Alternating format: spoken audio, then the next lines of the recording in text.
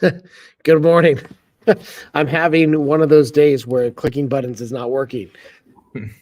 Welcome to the Business and Bytes podcast. I'm one of your hosts, John Hansman. I'm your other host, Emilio Mejia. Thank you guys for joining us today.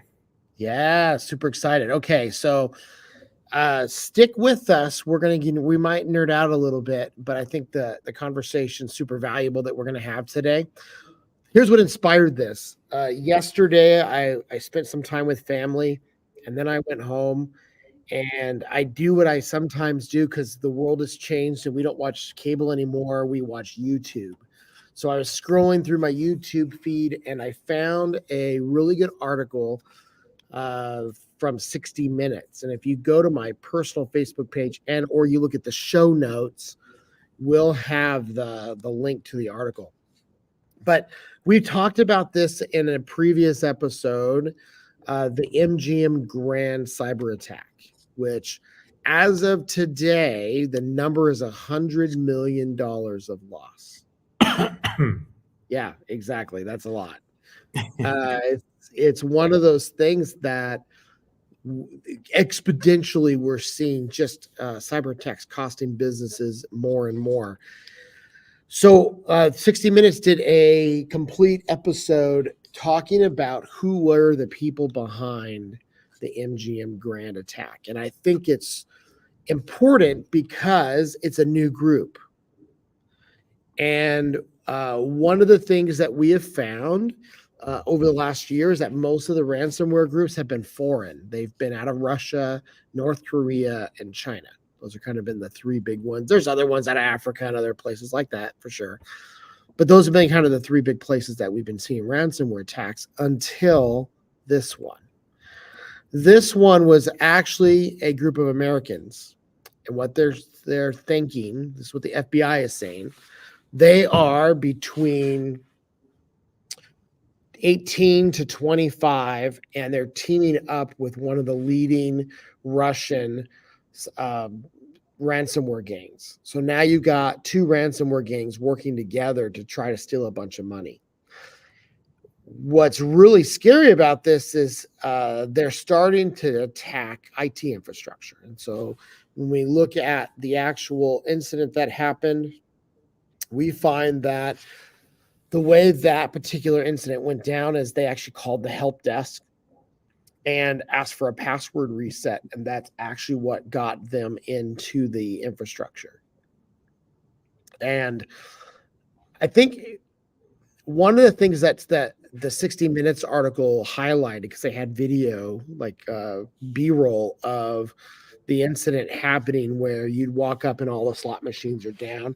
But I don't think that was the most scary part of the whole incident. I think it was the fact that when you walk into a hotel, they had a lobby fully filled with angry, pissed off people.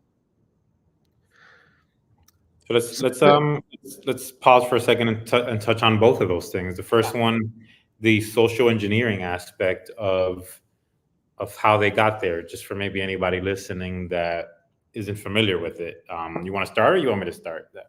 Well, no, go ahead. I think that social engineering is a huge part of most cyber attacks in today's society. Think about every phishing attack that happens, which is one of the primary ways that cyber attacks happen. It's all social engineering. Yeah, so agreed. So I believe in the MGM, it was it's a help desk call scenario, right? Somebody calls the help desk and says, "Hey, I'm John. I can't get into my account. Reset my password." And the IT team or the security team didn't do a good enough job to verify, or didn't have a way to verify that user was who they're saying they were. So as soon as they gave that person access to the system, they were able to jump in there and wreak havoc. It doesn't matter how many security tools you have in place. And I tell this to all my clients and my prospects. It doesn't matter how many security tools you have in place if the person is just going to open the front door and let them in. Right? Yeah. Yeah. And I think when we start looking at this, the common social engineering has been just trying to trick people into giving away information. It generally hasn't been targeting the IT infrastructure, the IT department itself. which means that these big companies, especially when you think about an MGM grant, okay, you and I are smaller businesses. There's a really good chance that most of our clients know our technicians or know us, and we know them because we're smaller. Our clients aren't like 1,000 people. But then when you look at these giant companies, there's no way for the IT department to know people by voice like you and I do with our clients. Correct. And even with that, we now look at AI voice recognition, and all that stuff's changing as well. It's definitely going to change the game. It's definitely going to change the game, which means that we have to come up with a way. These big companies particularly have to come up with a way of how do you vet people when they call in? And I'm sure MGM has a whole new process because they'd have to after this. I think what's fascinating about this particular group that calls themselves the Scattered Spider is that they're Americans. Now, there's a good thing and a bad thing to being Americans. Being Americans means they easily understand culture and how to talk to people, and there's less of a chance of maybe being discovered on a phone call because they have the ability to just talk. The advantage, and I think this is where this is better for the FBI in a sense, is that if they get caught and they're in the United States, it's a lot easier to bring them down once you start gaining evidence about where these people are and who they are.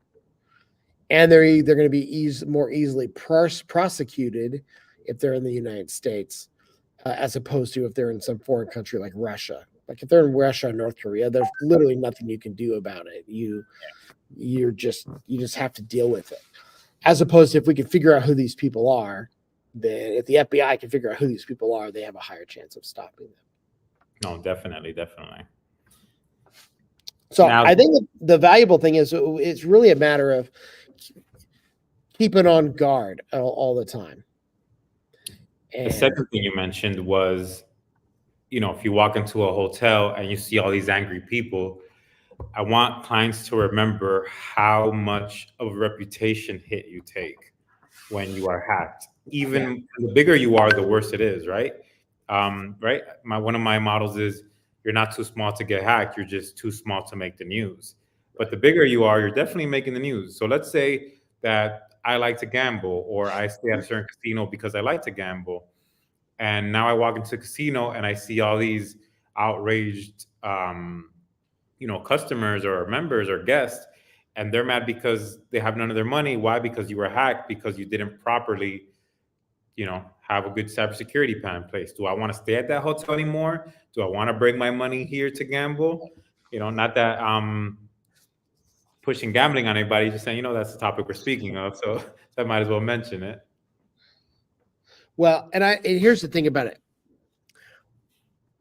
I've told even a lot of my clients, there's no way for an IT company, IT department to 100% prevent a cybersecurity incident.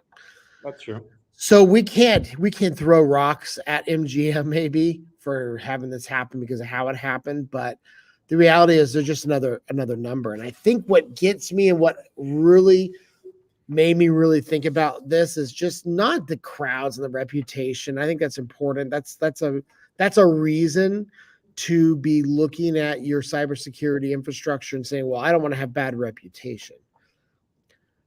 But cybersecurity incidents have real world consequences.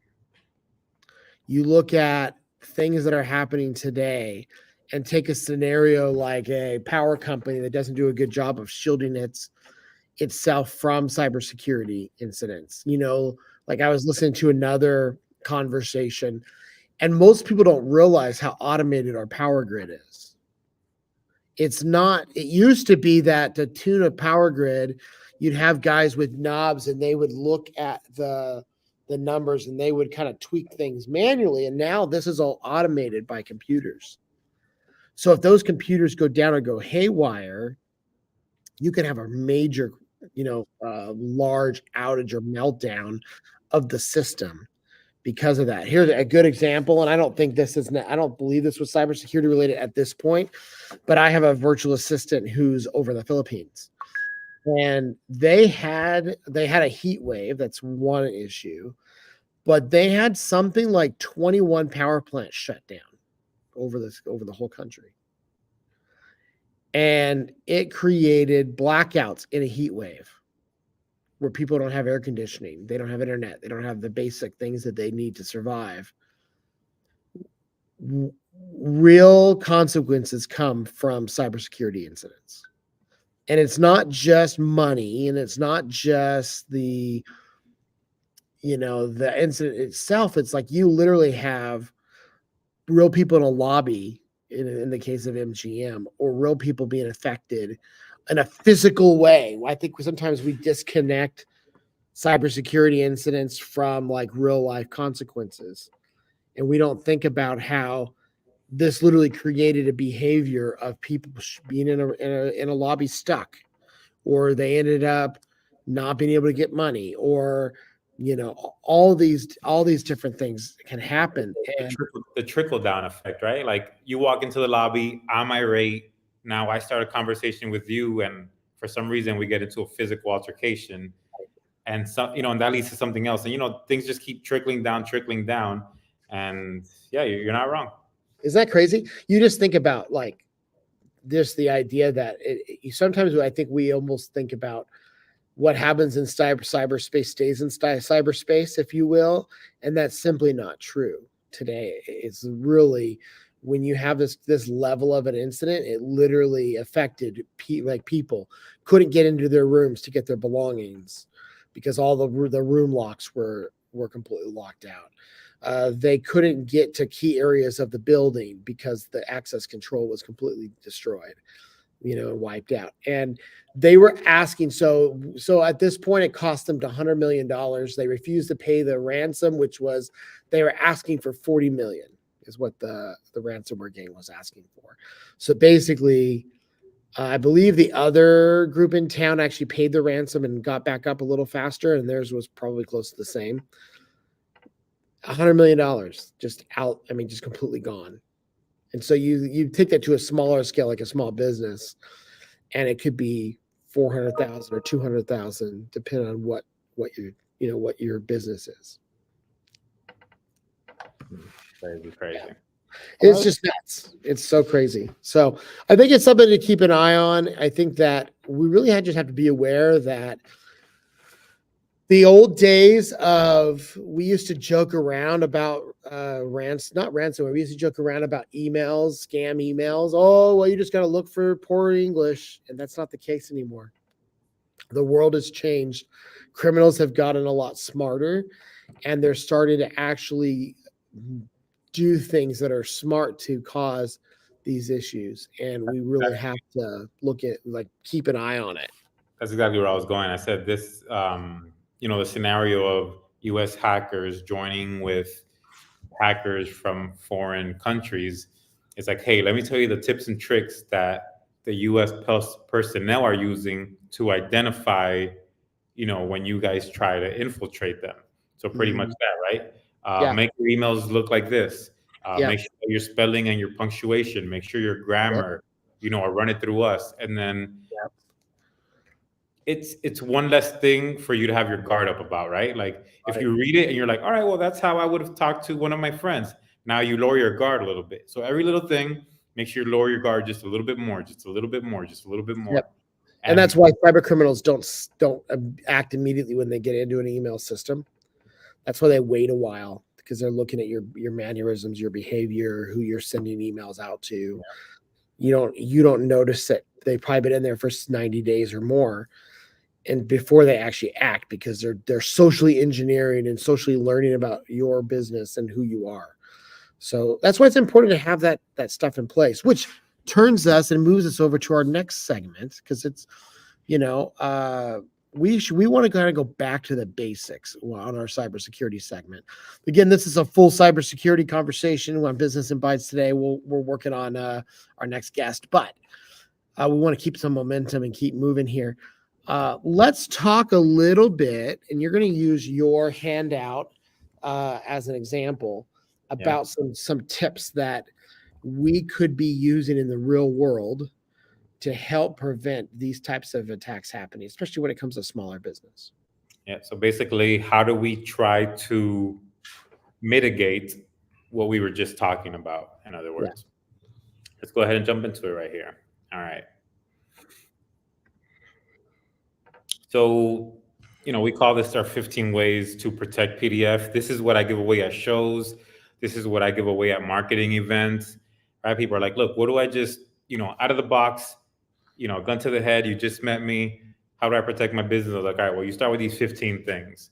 And some you're going to be able to do, some you're not going to be able to do by yourself without the help of an IT professional, but it's at least a good checklist to start with. So we'll start with the first one. The first one is security assessments, right? You have to know where you're at. I've had this a couple times, and John, you tell me your experience here. I've had a person walk up to me at a show that I was at, and he's like, look, we were hacked last week. We just lost 40,000, from our bank accounts, this and that. We need help ASAP, ASAP, ASAP.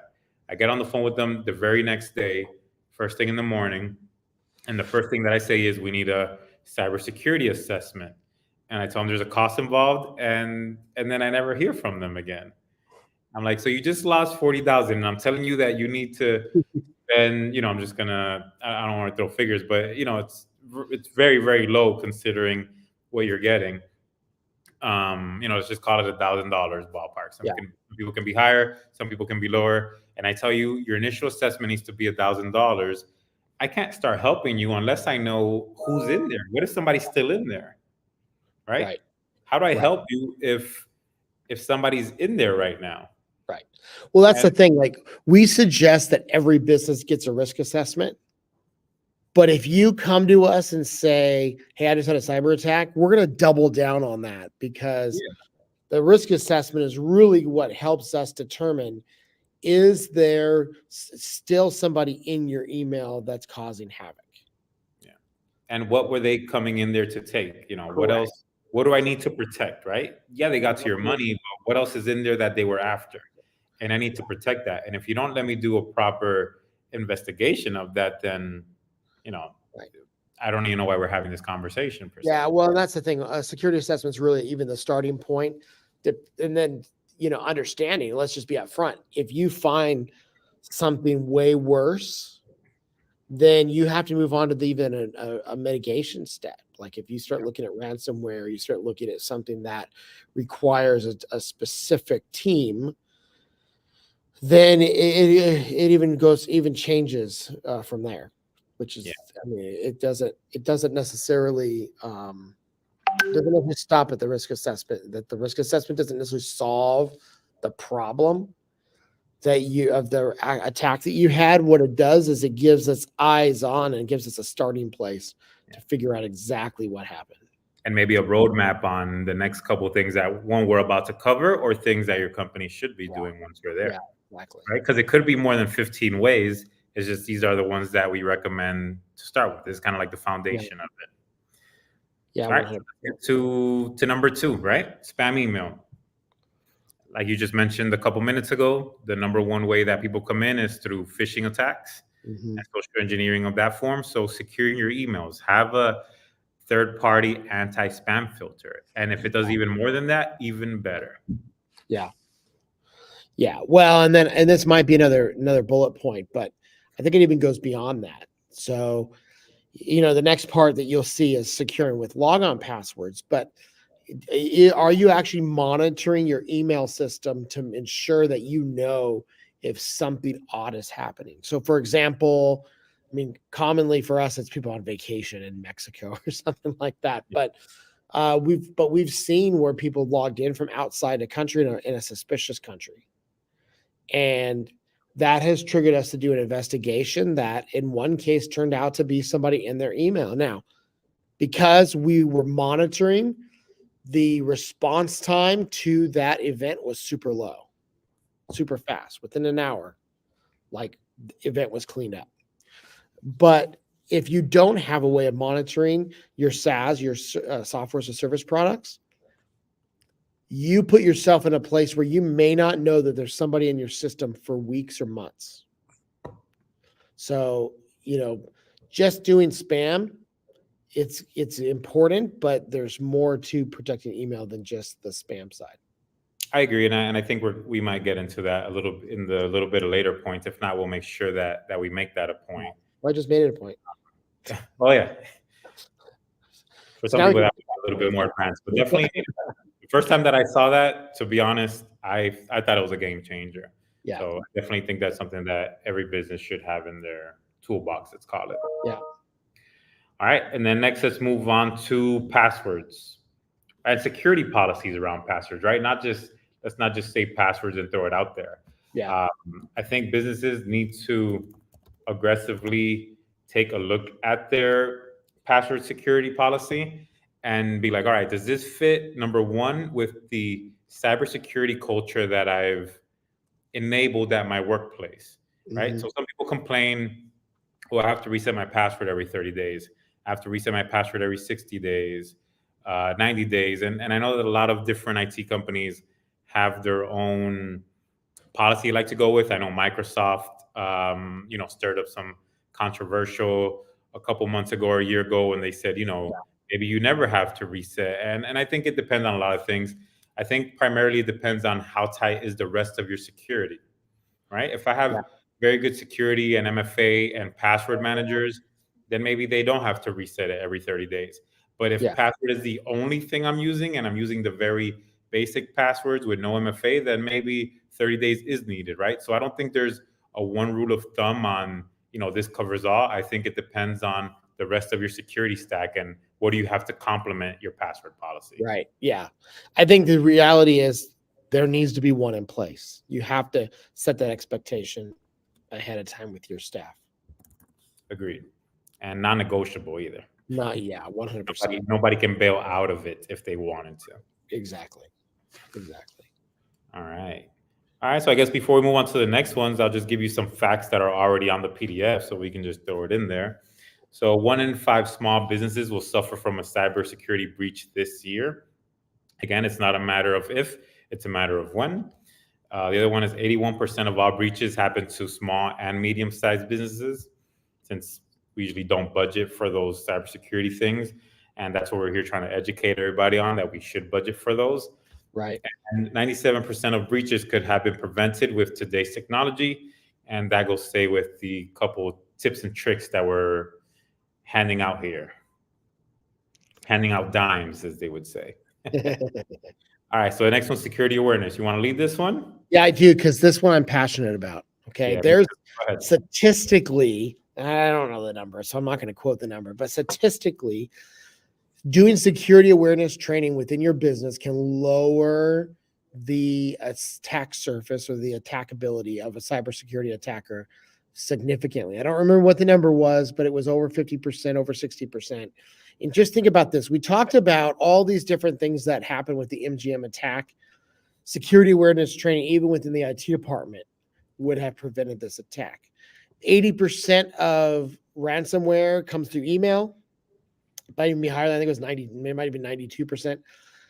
All come through email. They all come through socially engineered events. The only way to combat socially engineered events effectively is security awareness training, which means if you're not doing this, like we give our yearly training away for free. Like we actually, if somebody wants it, they can reach out to Truett and we provide the annual cybersecurity training for free. You should be investing in cybersecurity awareness training, not just the year one, but I really fully believe that you should be looking at a weekly training rhythm that goes on with your staff. This is something that should also be in line with the passwords. There's no excuse not to get this done. Literally, you say, I don't have time. Well, you're actually putting your business at risk by that particular saying. So make time. But security awareness training is so important, and it would prevent 80%, especially stuff that normally that can get through traditional antivirus, traditional tools, would be stopped by security awareness training, because security awareness training is actually the thing that it would prevent an issue from even happening that would need the antivirus or the advanced security. So Like you're talking about literally the first line of defense with security awareness training. I agree. I think, as you mentioned, passwords, security awareness, and MFA are the lowest cost, highest impact. Yeah. Really, I think that can help. So I'll touch on one more thing. Whenever I'm talking to people and kind of educating on this, I like to think of what we do as a three-step process, a three-layer process, and it's cybersecurity awareness training is the very, very foundation. The second is the tools and security solutions that we put in place. And the third is recovery, right? The business continuity and disaster recovery incident response. And without that security awareness training, again, the other two don't matter because it doesn't matter what I put in place. If you open the front door and let them in, then what are we doing? So I definitely think that security awareness, if you're not doing it, is one of those things that we need to do. And as John mentioned, not just one time a year. Like it's great, and I'm not knocking that you're giving it away one time a year. I actually do that too, and it's what we can give. But if you're a business owner, decision maker out there, and you're listening to us right now, this needs to be more than one time a year. 100%. One time a year is a starting place. Correct. And really think about this: 30 minutes, 45 minutes tops for your annual. And then it's about 6 minutes a week. That could save you $200,000. Yeah. Or 400,000, depending on your size of business. Yeah. Like, it's such an inexpensive time investment. Yeah. An innocent plug. That's what my chapter is in my book, 15 Ways to Protect Yourself and Your Business from Hackers. If you hit me up in the comments, I'll send you a free copy. Yeah. All right, so let's move on to our next one, advanced endpoint and protection. I'll go ahead and leave this one off. Yeah. So we're used to, I get this one so much. I don't know about you. Hey, I use AVG free or Kaspersky. I use McAfee. I use Norton. Am I okay? I get this so many times. No, you are not okay anymore. No. That's like that used to be the basic level of security 10 years ago. We are way, way, way past that. Right now, you need to be using something advanced. I'll give you guys an example of something, and let's use ransomware as a primary example. When your system is infected with ransomware, the ransomware opens up thousands and hundreds of files within seconds, alters them, and then saves them again. A regular antivirus might not catch that. If you have an advanced endpoint detection and response, it notices, it has AI in it, it has machine learning. It can say, wait, there's no way that a human user can open 1,000 files in 5 seconds. Yeah. And edit them and save them. Something's going on. I have to lock this down. That's the response side, right? So we just talked about detection. It knows something's wrong. And then the response side is, I'm going to stop whatever process or whatever is making this happen right now. Right. And then you should have a team, a security team that's going to get that report and it's going to jump in and help the tool now. Right. So the tool did what it needed to do by stopping it. Now the IT team or the security team has to come in and add to that. Yeah. So one of the fascinating things, and this is one of the things that frustrates me to no end from an IT guy perspective, is you get the businesses who are banking on free antivirus. And I think that the thing to understand about all technology that's quote unquote free, it's not really free. It costs you. Think about Facebook today. Facebook today is full of ads and people that you actually don't know or care about, but they're pushing all this content towards you for the algorithm to get you to get hooked so they can show you more ads and things like that. Nothing that's free is really free. And here's a case in point. I posted this in the chat, but there's an article from the Federal Trade Commission. It says this: FTC said Avast is like one of the leading free antiviruses out there. I see it all the time. People love it for some reason, and it's like the worst. But FTC says Avast promised privacy, but pirated consumers' data for treasure. So, like, literally, they were stealing browser information and so selling. To protect you is what's killing you at the end. Literally. Literally, they were taking all the data that they harvested from the browser information, and they were actually selling it out for, for money to actually use it for like advertising and stuff like that. Yeah, some things to add. Yeah, I completely agree with you. I think those things are completely outdated. And like you said, if it's for free, you're the product, right? I think that's what I think that's the same. And it's a gateway, like a free I mean, let's be honest, okay? I give away cybersecurity training for free. I give it away because I care about you, but I also give it away so we can start a conversation. Okay. Free antivirus is exactly the same thing. Quite literally, free antivirus is them giving you away a product so that you will buy the full version. No, completely agree. That's literally what it's for. It's literally so that you'll buy the full version. That goes with all of those things. You should not bank your business on a free software, or sometimes, depending on what it is, even their paid version is consumer grade. It's not going to protect your business from a big cyber attack on a network. Completely agree. All right, what do we got next here? This one we've touched on multiple times on this show. MFA all the time. I'm sorry? Can we talk about MFA all the time? Yeah. Turn on two-factor. I think we beat that dead horse. Yeah. I'll mention it real quick so we don't have a gap in the episode. But yeah, turn on your multi-factor authentication, not only for your Office 365, for your Google Workspace or whatever you're using for your email, but also for your third-party applications. For some reason, people hear the word cloud and just assume that they're absorbed of all security responsibilities. Right. Oh, my stuff is hosted in the cloud. And so it means that they no longer have to worry about their security because their stuff is hosted in the cloud. Yeah. I've heard this so many times. Oh, Salesforce takes care of our security, or these people take care of our security. No, you take care of your security.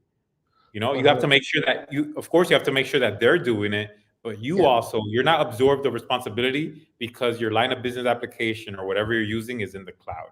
Exactly. Anything you have, you turn on 2FA. Yeah. Everything. Yeah. Anything. Everything. Yeah, everything.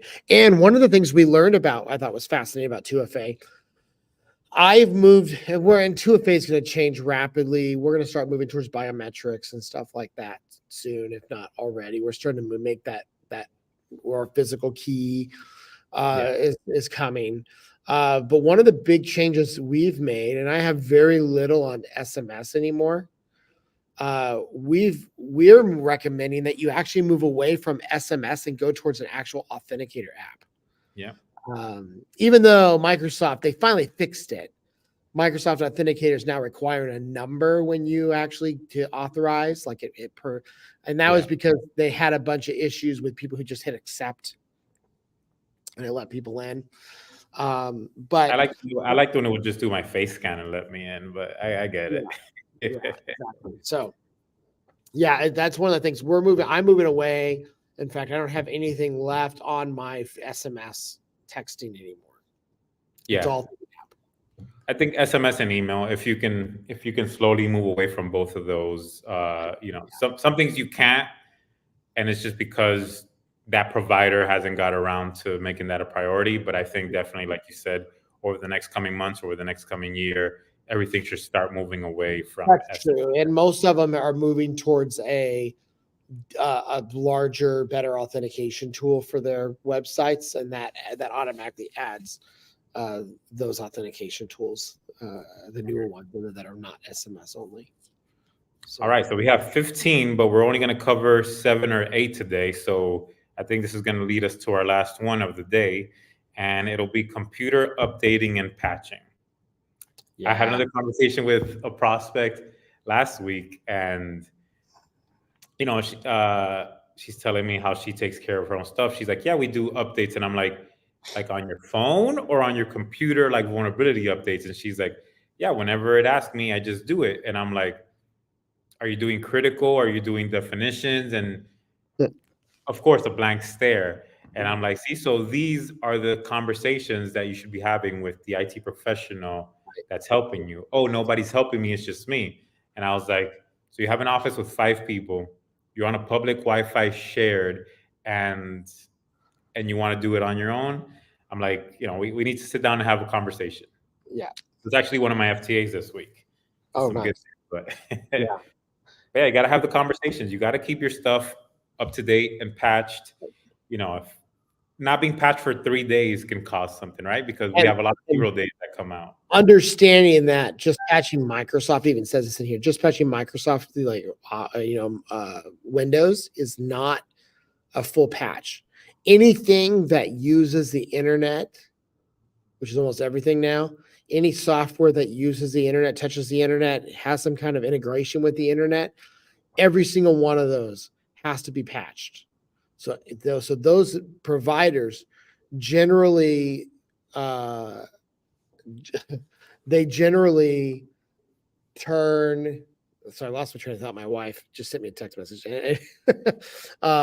They generally put out an update and to patch their software, but those generally don't get caught by the Windows updating tool. So those you have to, like Zoom is one that pops up with updates all the time. You have to make sure all those tools get updated. Zoom, QuickBooks is one of those.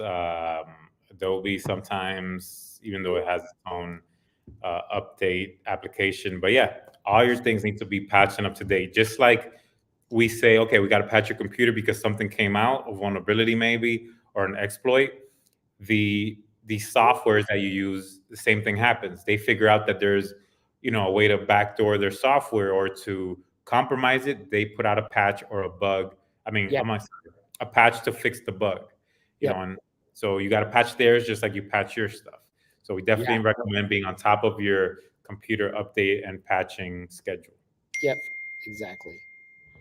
So yeah, I think it's important. It has to be looked at, has to be it's something that has to be managed, not just done once. I think that's the part that most people don't understand, that IT management is an ongoing process. If you have servers, auditing, like we're doing audits of all of our servers, policies and all of those things, it's an ongoing thing that should be done on a regular basis. I agree. Let's go ahead and close with that. I definitely agree, and I feel like most of the conversations I have, that's what it seems like, right? I've had hey, can you do this? Set it and forget it. And I'm like, I apologize, but I cannot do that. Correct.